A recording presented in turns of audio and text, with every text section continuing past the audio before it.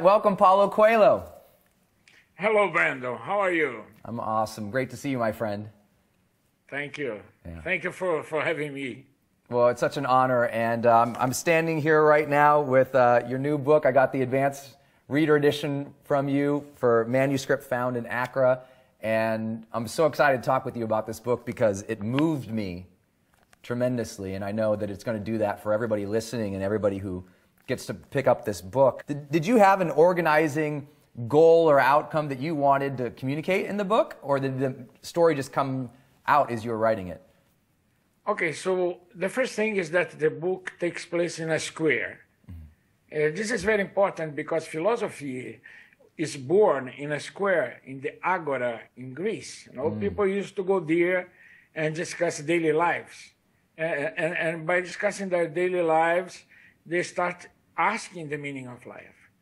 And I thought to myself, well, first, let me choose a Greek as the main character, because he's not Muslim, he's not Christian, he's not Jew. So he can have a broad approach to religion and subjects. And the second thing is basically, to think about what is going on now that we did not solve. Because, Brendon, you have to realize that, when you see internet and the lack of values, right? And I'm 65 years old, so I'm not going to teach anybody how to behave, because if there was a bad boy. Yeah, you haven't been the most behaved in the world, either have I, right? It's one of the reasons for our risk-taking. Totally. So I was a hippie, so you can imagine how my life was. Right. So it was totally crazy: sex, drugs, rock and roll, traveling, etc. And at that time, of course, my parents, they said, "Oh, you're misbehaving, you don't know the reality of life." And I said, "But really, I need to live."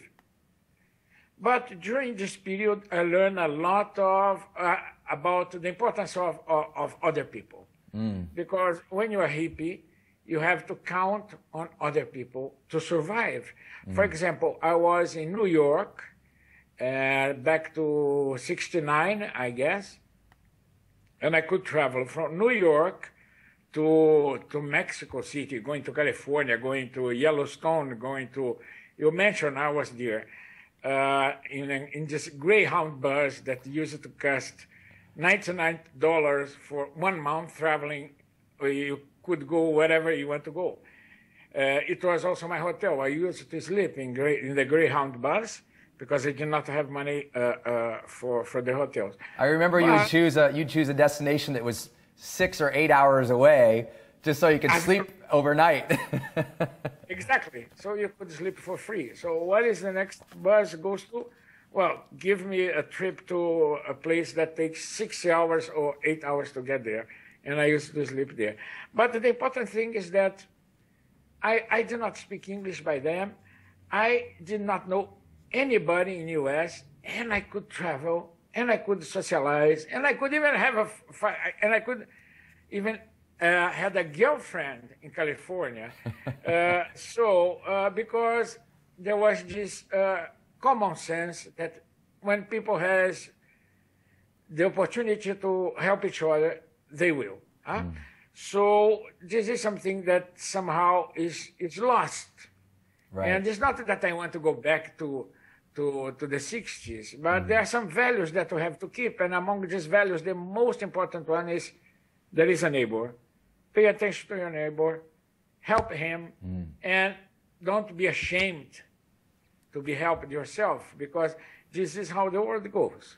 Yeah, there's a great story in Manuscript Found in Accra about towards the end where a man appears to his neighbor and asks for help, and he sells all his possessions to be able to help his neighbor. And then his wife, he feels bad, and his wife says, "You feel bad because now we're in debt and we're going to be broke and we had to help our neighbor." And he says, "No, I feel bad that I didn't know my neighbor needed help." And that's powerful. It happens so many times with us, no, because now we are locked in our little small world, thinking that we can control everything, think that we can socialize only through internet or social media, etc. When in fact, if you look outside, beyond the walls of your existence, you're going to see that people are there, people need help, and people can help you in ways that you don't expect. So when people ask me, who is your master? I say, well, my master can be a taxi driver. Right. My master can be a book that I opened by chance. My master can be a waiter that it is there and told me something that I need to hear at that moment. I believe very much, Brendon, in synchronicity. And Manuscript, found in Accra, is a book about that, about how important it is to accept sometimes defeat, to understand that we have enemies, but the fact that having enemies, you cannot please everybody. You can't please everybody. Right. If you try to please everybody, you're going to destroy your own life. I remember my ordeal with my parents because they wanted me to be who they wanted me to be. But I have my own ideas. So this is basically what we have to do now. I'm not preaching. I'm not saying in this book, do this or do that. No. Right. What I'm telling in this book is, basically, if I can summarize, accept confrontation. Confrontation is part of life. Nature is based on confrontation. You know, winter fights against summer, and the lion tries to kill the gazelle, etc. Yeah, you have this beautiful quote, page 16 of my book, of, in the cycle of nature, there is no such thing as victory or defeat. There is only movement. And I thought that was so powerful because, especially right now, depending where people are in the world, because of the economy or something going on, a lot of people, I keep saying, they're hiding out or holding up, waiting for the world to change because they are terrified of defeat. And because there's no movement in them, they'll never experience the victory. What do you just say to someone who right now in their lives, they are feeling defeated, they are feeling like there isn't movement? What can they do? I would say defeat is part of life. What is not part of life is failure. What is the difference between failure and defeat? Defeat is for warriors, for people who go there and fight, and sometimes win, sometimes lose. But failure is when you don't have any more interest in fighting. So you think, okay, what's happening outside is none of my business. I'm not going to fight because I may be defeated. You and I, we've been defeated many times. I'm sure, no, Brendon, you've been defeated, right? Yes, many times. Yeah, I was, when I first started as an entrepreneur, had no idea what I was doing and literally went bankrupt. And I had no idea what I was doing, and I was definitely defeated. I didn't fail because one night, I don't know if I ever told you the story, but I was writing Life's Golden Ticket at the time, totally broke, terrified. The bill collectors were calling me on the phone. I was writing the book on a borrowed laptop that I had to turn in 45 days later, and had moved into this tiny apartment with my girlfriend at the time. And she came in one night and didn't want to disturb me when I was writing, but the apartment was so small that all of my bills, all of my invoices, my journals and my dreams, I laid them out on the bed because there was no desk. It was so small. And so she came in and crawled under the sheets of the bed, trying not to disturb everything. And I looked over and I saw my lady sleeping under the weight of my own bills, literally. And it broke something in me, and I said, you know what? I can't be defeated here. I have to. This woman is worth fighting for. My dream is worth fighting for. Don't give up. Fix this situation, Brendon, because you have the power to change, the power to do something about it. And that was a defining moment in my life where I overcame. I was defeated financially and career-wise. I didn't know what I was doing. And seeing her and wanting to fight for my woman, it raised something in me. You know, love is the most important or the most powerful powerful thing that we have. Let me tell you also about career-wise defeat. When I published The Alchemist back in 1988, Brazil was living under an inflation, let's say, I don't remember, but it could be easily 300% inflation a month. Oh my gosh. So, good time to launch a book, huh? Bad time. That's why I don't believe in these excuses when you launch a book and the book does not happen. It does not sell. People say, "Oh, it is the crisis, it is this, it is that." That's not true. Sometimes I have two books that didn't sell well. Two of my books. It is The Fifth Mountain and The Winner Stands Alone.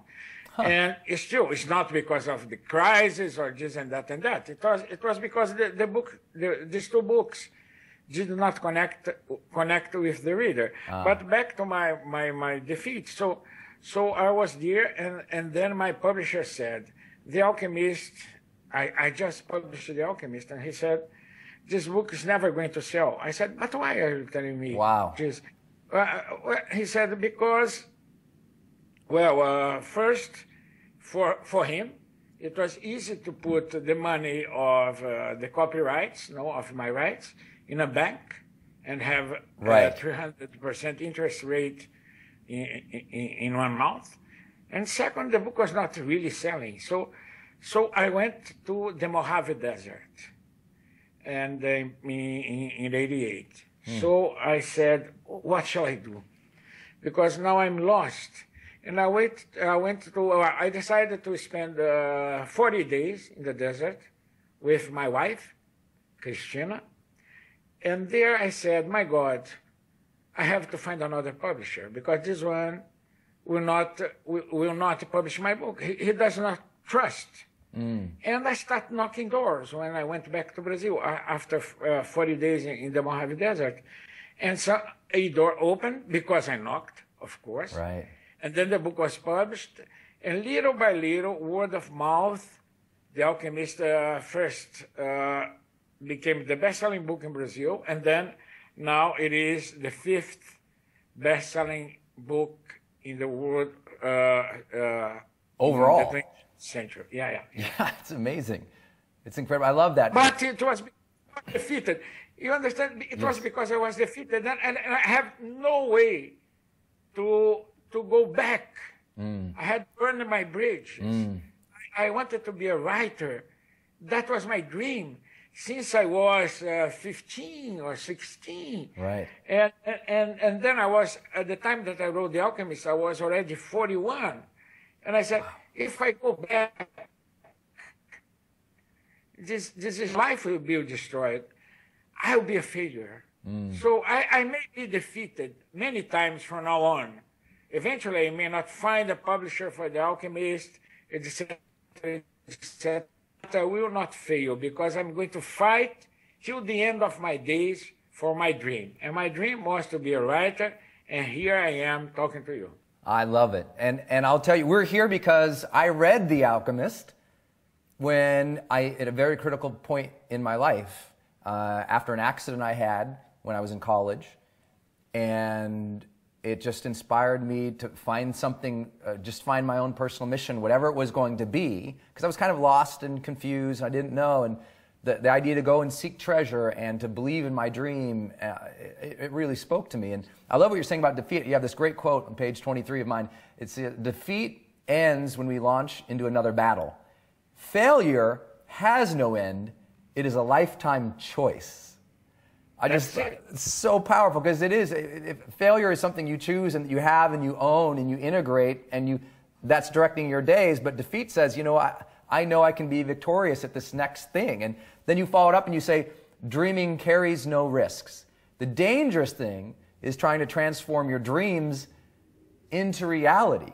What about that person, Paulo, who has a dream to be a writer or has a dream to do something entrepreneurial or has a dream to do something new in their life, but turning it into reality, it just brings up too much fear because your central themes in so many of your books, the reason why we're friends is because you're always talking about that between courage and cowardice and fear and to personal power. What do you say to that person who's really struggling to figure out and move towards their dreams? first, what is inside this person is that if I don't follow my dream, I can blame someone else.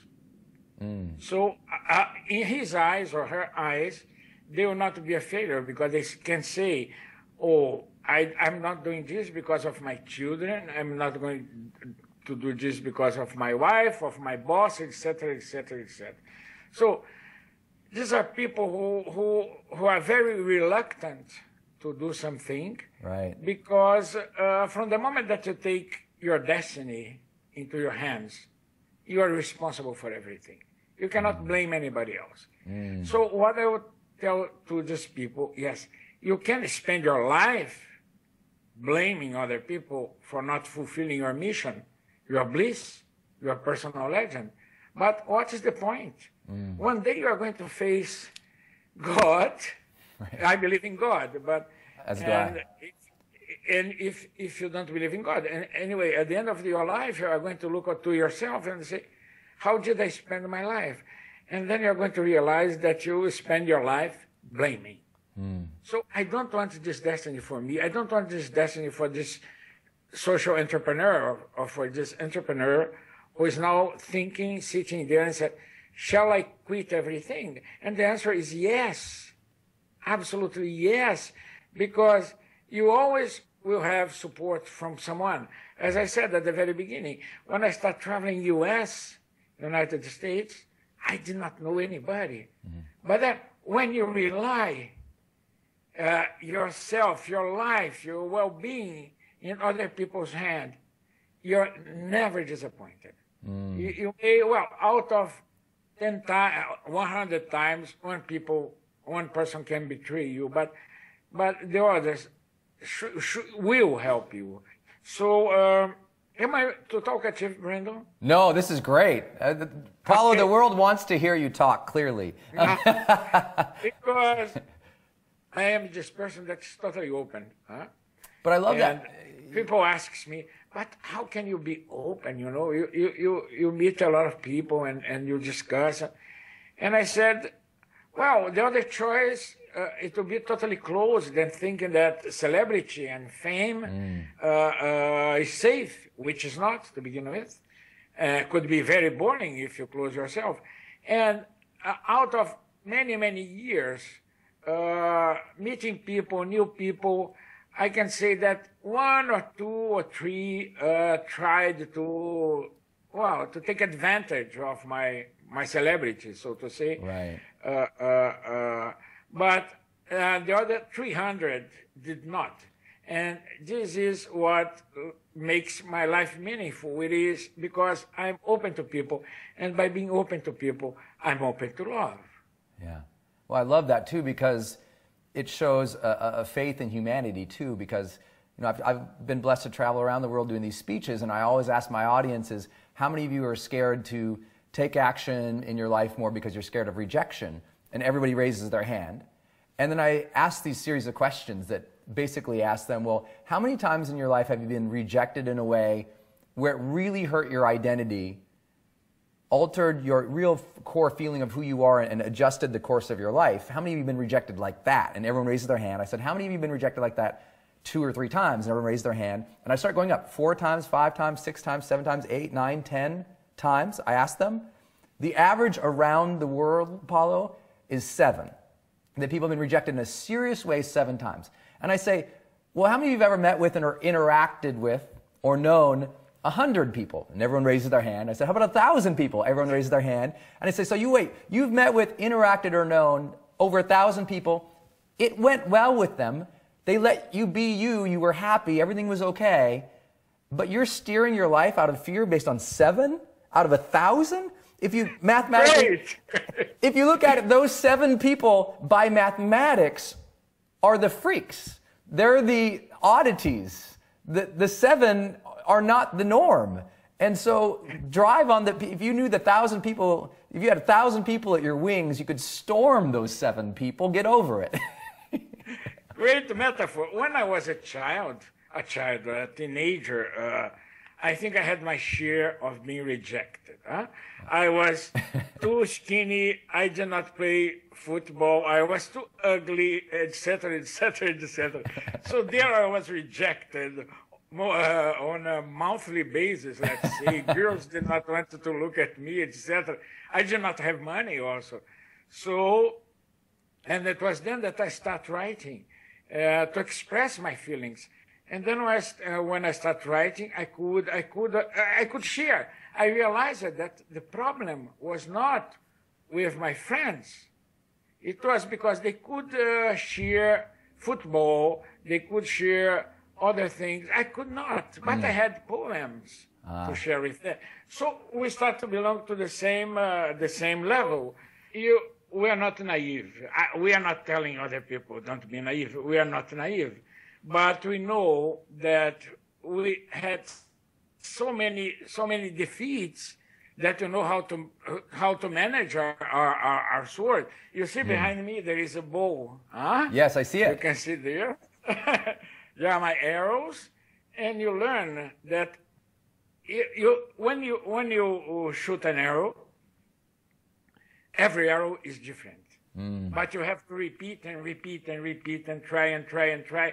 And then somehow you become the bow, the arrow, the hand, the target.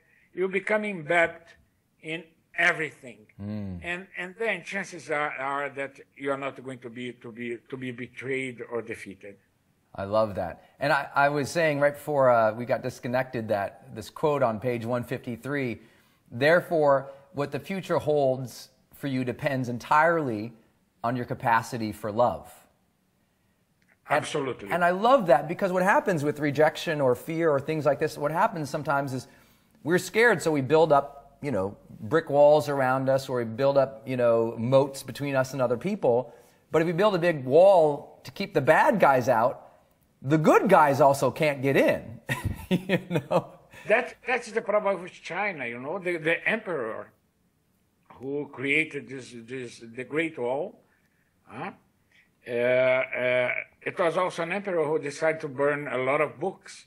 6 books were saved, among them the I Ching, Tao Te Ching. But at the end of the day, China became totally isolated from the world. Right. So every time that you build a wall, you have to take this into consideration. Having said that, I think that our worst fear is to be hurt in love. Right. Don't you think so? I agree. So it's, oh my God. Yes. I'm not be open to love because I may be hurt. Everybody else is irrelevant when we compare to love. So what we need to understand is that every love is a different one. It leaves a scar, but in a different place of your heart. And don't repeat the same experience of love. It's not like training archery, that you are shooting and shooting and shooting, and one day you do this instinctively. Love is like, it's totally different. So I've been hurt many times by women that I loved, but this does not impede me to try to find the next love of my life. And finally, I found my wife. We've been married for 34 years together. She is the one who supports me. She has her career also as a painter, and she has her bliss, her personal legend to follow. But, well, I only found her because I was not afraid to love, even if I've been hurt many, many times. You were willing to keep looking and staying in the... I love this quote you have about, and I feel this about you so much. When I finally got to meet you in Geneva, I was so excited to see what you were like in real person, and you're the same way you are on video right now. I hope I am too. One of the things I love about you is when I had the opportunity to come to Geneva and meet you, I knew that you would be a very present man, and you were. And I knew you'd be very loving, and you were. But you also had this incredible enthusiasm for life and for learning. And you have this quote in Manuscript found in Accra that says, "Enthusiasm is the sacred fire." And I love that so much because to me, everything I write about and believe in is about that too, about feeling fully charged and enthusiastic for life and for tomorrow. And I remember at one point at dinner, you took a picture of us at dinner and you tweeted it out to 6 million people or something like that. And you looked at it later on the phone and you had, 30 people had favorited it. And you go, "Brendon, 6 people have favorited," and you had all this enthusiasm. How have you kept that enthusiasm burning, that sacred fire inside? Because that also allows us, I think, to look for love when we don't have it, or look for success when we don't have it, that enthusiasm to get up during the day and live our lives. How have you kept yours? Well, first I have to tell you, Brendon, you should be more present on Twitter. Yes. You are lousy at Twitter. You should be there because it's such a wonderful platform. Thank you. Having said that, sometimes I ask to myself, am I wrong? Because I have anything that a man can dream of, theoretically, no?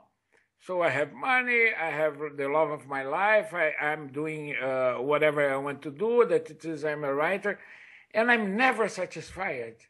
I'm always trying to see new worlds, new seas, new universes.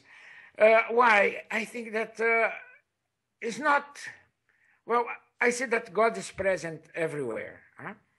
But there is this curiosity. I try to keep my soul as the soul of a child, And as I said before, a child can teach us a lot of things. Among them, the fact that a child is never satisfied. Right. She or he always want to do something else, etc. And a child knows how to demand something that she or he needs. So to keep your soul as a child, you see the universe, you see the world, you see every day as a different one. And then you are open to the most important thing in life, that it is your daily miracle. And I talk about this also in the manuscript found in Accra. I say that, Lord, give us today our daily miracle. And forgive us if we are unable to recognize it, which is very important, Brendon, that you see each day as a different one. So today I'm talking to you, tomorrow I may meet you, whatever. Thanks to a lot of connections, we were able to sit down here in Geneva, and it was a fantastic moment. And not only that, but people, when I post the picture, people start recognizing, oh, this is that, this is Brendon, etc. So this is what makes my life interesting. The fact that today is not like it was yesterday, and it will not be like tomorrow. Right. It's funny because, a lot of what we've learned in neuroscience in the last couple of years have validated a lot of what we, you and I both tell people of that you wrote about it in Aleph as well, about the necessity of getting out and exploring the world and seeing the world and not getting caught in your routines or your existence as it has to be, because in neuroscience they found that the more we fully engage in the moment and the more that we experience new things, we release more dopamine, the hormone and molecule of dopamine in our brainstem, which makes our reward centers light up, which makes us feel happy or satisfied. And that comes from experiencing new things and fully engaging in them. And so you say, well, if you want to feel happy and fully satisfied, fully engage in the moment and do new things. It's kind of an easy equation, but people get so cautious. You have this great quote in Manuscript found in Accra where you say, "Excessive caution destroys the soul and the heart, because living is an act of courage, and an act of courage is always an act of love." And you love every moment. I think that's where that sacred fire comes from, enthusiasm. You really love the moment and love what you're doing. And I just honor you for that, because it's inspiring.